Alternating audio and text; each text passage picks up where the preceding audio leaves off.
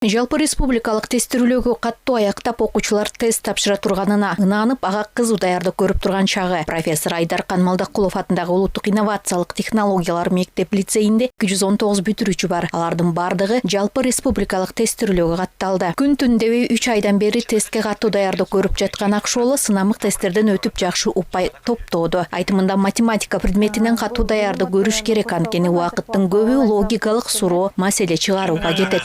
Мындай математикалык амалдарды Бул жакта видео сабактар болуп турат, аларды көрөсүң. Видеолордун эң аягында, сабактын аягында атайын тесттерди өтүп турат.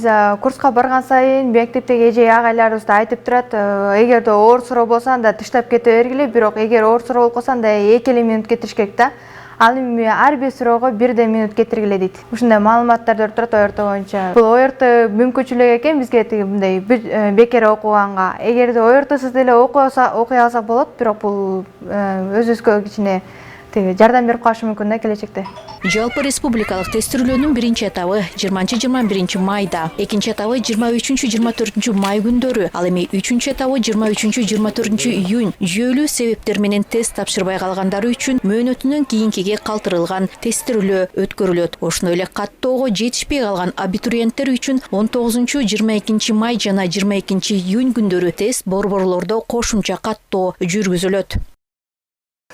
Каттоодон өтүш үчүн кайсы документтер керек? Бул милдеттүү түрдө паспорт, аттестат. Эгер мектептин мурунку жылдын бүтүрүүчүлөрү болсо, 11 класстын окуучусу болсо, анда 11 класстын окуучусу деген справка мектептен алып туруп, андан тышкары 2 сүрөт 3-4 көлөмдөгү РСК банкта каттоо акысын төгүп туруп, квитанциясы менен келип каттоодон өтө алат. Белгилей кетсек, тестирүүлөө учурунда катышуучунун столунда өздүгүн тастыктаган документ, тесттен өтүүгө уруксат берген талон, көк же кара калем, тест китеби, жооп баракчасы жана маселе чыгаруу үчүн ак барак болушу шарт. Кээ бир балдар убактым көп эле деп туруп шашпай эле жазып, тияк бияктарды карап, анан эшикке улам бат чыкканга аракет кылып эле убагын туура эмес пайдаланып алышат да.